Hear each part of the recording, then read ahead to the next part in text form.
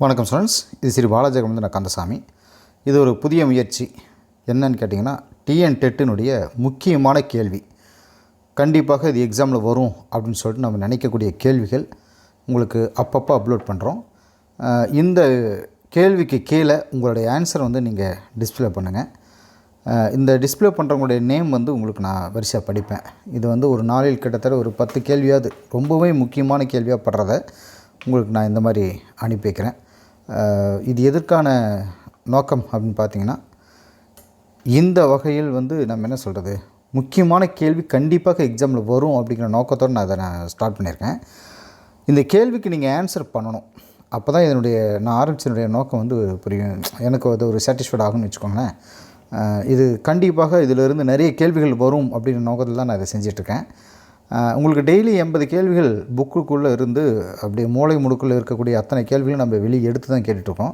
அதில் ரொம்பவே இம்பார்ட்டண்ட், அதாவது இது ப்ரீவியஸ் கொஸ்டின் பேப்பரை வச்சு இந்த கேள்வி இந்த டிபார்ட்மெண்ட்லேருந்து இந்த டாப்பிக்லேருந்து இந்த கேள்வி கண்டிப்பாக வரும் அப்படின்னு சொல்லிட்டு நம்ம எதிர்பார்க்கக்கூடிய இந்த கேள்விகள் ஒரு நாளில் இந்த மாதிரி ஒவ்வொரு வீடியோவிலும் நான் உங்களுக்கு சொல்லிகிட்ருப்பேன்.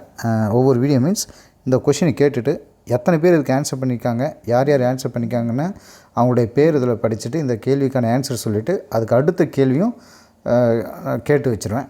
அது 1 மணி நேரத்தில் 2 மணி நேரத்தில் எத்தனை பேர் ஆன்சர் பண்ணுறீங்களோ அவங்க இதுக்கான அவங்க நேம் டிஸ்பிளே பண்ணிக்கலாம்.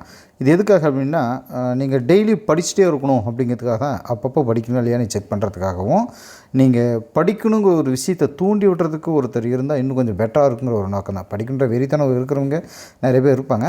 அதே சமயத்தில் படித்தவங்களுக்கு இது கொஞ்சம் என்ன சொல்கிறது, ஒரு பூஸ்டப் கொடுத்த மாதிரி.